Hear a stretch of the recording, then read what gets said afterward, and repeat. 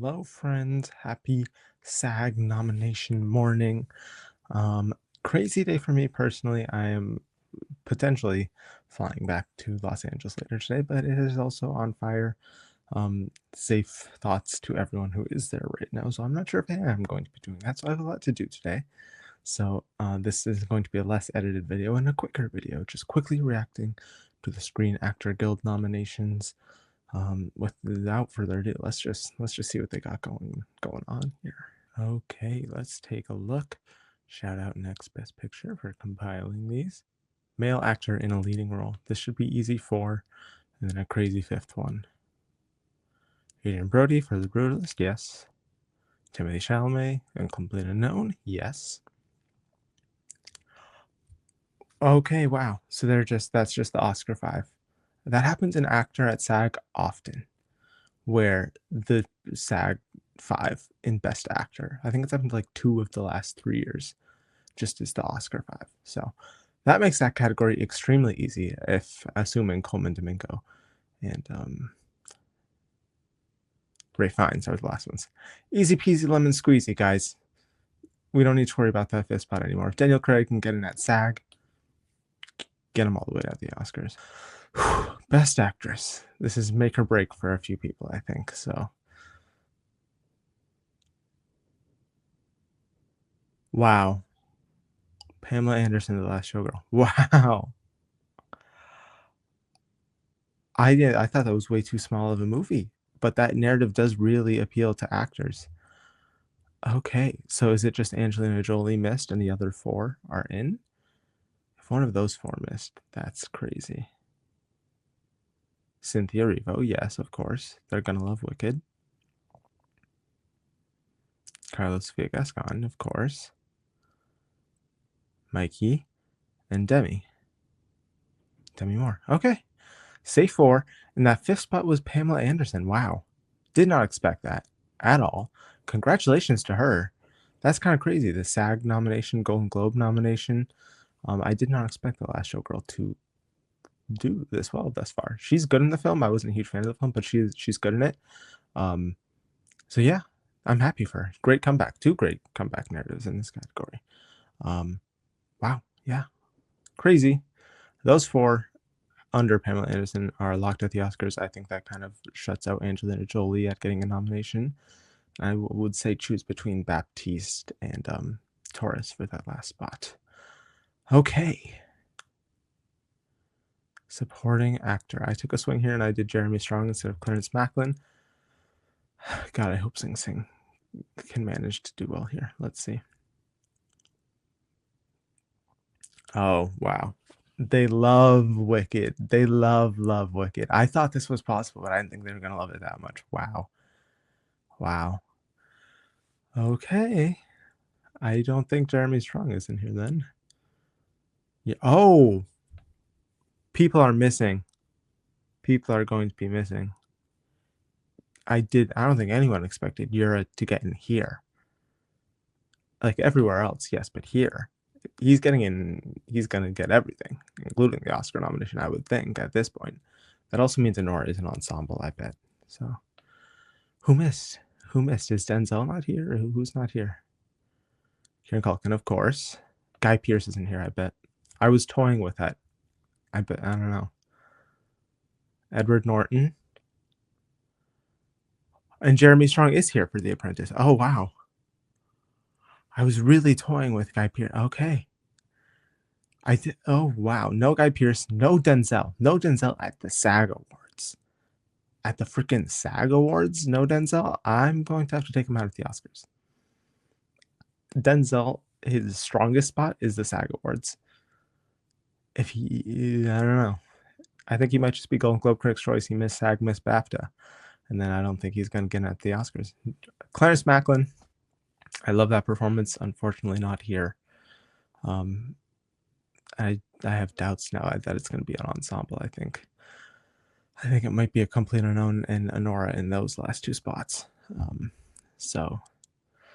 But Jeremy Strong for The Apprentice, I have him getting at the Oscars now. I think he's going to get Golden Globe, SAG, and then I think he's going to get the BAFTA nomination next week too, because he was longlisted. So I have him getting in there, even if Sebastian Stan doesn't get in there. It just seems like the type of thing in particular that SAG would have gone for. So I feel good for calling that. But that category in general is chaotic. Those first two categories, pretty good, pretty predictable. The top four are in there, and the other spot was a nice surprise. Wow, Jonathan Bailey for Fierro and Yura Borisov over Denzel and Clarence. And Guy Pearce. Guy Pearce is, I think, the biggest miss here. But like I said, it's a late December release, and it's the Brutalist, which does not appeal to SAG's more populist taste. But even if I took him out, I probably would have put someone else in besides Bailey or Borisov. So crazy category. Wow. I would say those bottom three are in at the Oscars for sure. And Borisov, honestly. And then that last spot would probably be Guy Pearce. I would replace Bailey for Guy Pearce, and I would have that be my Oscar vibe now, I think. Wow, wow, wow. One more, and then ensemble. Supporting actress. Let's see what they've got going on. What the? Oh my god, they're choosing chaos. A Complete Unknown is definitely in SAG Ensemble at this point. Wow. I thought this was possible too. I should go with my gut more often. I went with the top five. I think it was a top five. But she was my number 6. And it makes sense. Actors love this. Playing a real life person. She's singing.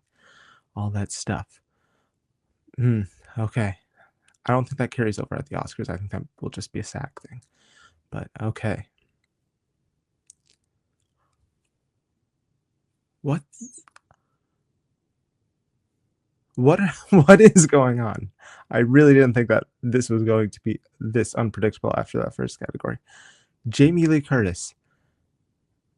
They liked The Last Showgirl, obviously. Goddamn, how did they get enough people to see The Last Showgirl? Wow, I don't even know who the distributor is for that film. But they did a good job, I guess. Wow. Jamie Lee Curtis is very showy in that film in terms of her performance. It's a very Jamie Lee Curtis performance. And she was good. The performances in that film are not my issues with the film. The performances, I think, are the highlight of the film. So, wow. I think that's probably once again another SAG that doesn't carry over at the Oscars thing, which means these last three need to be like people who carry over at the Oscars. You gotta have Saldana, Grande, and Quali, I would guess. Gomez. Danielle Deadweiler. I'm happy for her. Wow. Okay. Wow. And then it's just got to be Grande and Saldana. I'll talk about it as in a whole. Grande, Saldana. Okay. Grande and Saldana. I did have Deadweiler as my number 5, just barely, because I did think SAG in particular loves the August Wilson plays. I mean, the last 2 installments of Fences and Ma Rainey both got wins in this at SAG, so made sense to me that she would sneak in here. I still don't think any of those top 3 get in at the Oscars, honestly. I still just think out of this, it's Grande and Saldana. No Quali is kind of crazy to me. I thought that they would like the substance a little more. She felt pretty safe here to me, to be honest. So I guess what, she'll still have Golden Globe Critics' Choice. I think she'll get BAFTA. But if she misses BAFTA, I might have to toy with not having her at the Oscars. But she kind of feels like if Demi Moore's winning, like I think she is at this point, Quali kind of feels like a coattail nomination along with her. But we'll see. Grande and Saldana are definitely locked for the nomination. Given how much they like Wicked, I think Grande is definitely in contention for the win here, for sure. It's not like Amelia Perez overperformed, because that would have included Selena Gomez getting nominated in this category. No Isabella Rossellini or Felicity Jones. I expected that. Once again, I expected the Brutalist to underperform here, and Isabella Rossellini and Conclave is not the kind of thing that SAG would go for. So I think Rossellini still carries at the Oscars. Grande, Saldana, Quali if she gets BAFTA, and then I don't know. Andrew Ellis Taylor is still my 5th spot. So, but who knows? This throws a wrench in a lot of stuff, because one of those other 3 could get in at the Oscars. I doubt it would be Curtis. Deadweiler probably has the best shot of those 3. I don't know. Let's just look at SAG Ensemble and then figure this all out. I think it's just going to be, I don't think Sing Sing's going to be here. Complete Unknown. Yep. I mean, after Barbara got in, of course. Okay. Good cast. Okay. Honora. Yep. This, yeah. And then we're gonna have Wicked, Emilia Perez, and whatever the other one I predicted was. Conclave. Maybe Conclave misses. I doubt it though.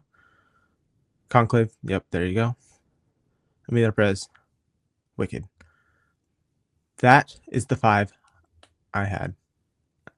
Okay, because I didn't believe in Sing Sing. Unfortunately, I do think Sing Sing kind of missing Ensemble and Macklin here. I don't know. I think I'm gonna have to drop it for my 10th spot in Best Picture and just throw A Real Pain back in there. Because Kieran Culkin is sweeping. And I kind of think that film needs to be in Best Picture for him to sweep.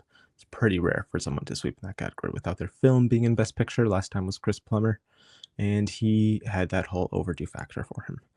So I think that will be a choice that I make. And then Stunt Ensemble, we can quickly look at. Deadpool and Wolverine, Dune Part 2, The Fall Guy, Gladiator 2, Wicked.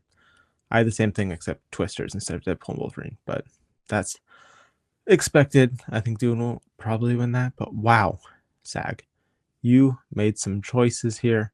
But wow, yeah, I'm sure once I settle down and me and Anthony can find a time, we'll talk about all of this stuff and how it changes the Oscar race. Next week, Oscar nominations in a little over a week. That's insane. We've got the BAFTA nominations like 2 days before the Oscars. We've got to still break down the supporting acting categories, so lots of upcoming stuff on this channel. But goddamn, this award season just continues to surprise. So what was the biggest surprise for you here? I'm gonna say Jamie Lee Curtis. That shocked me, honestly. Wow. But yeah, comment your biggest surprise down below, like the video, subscribe, and see you in the next one.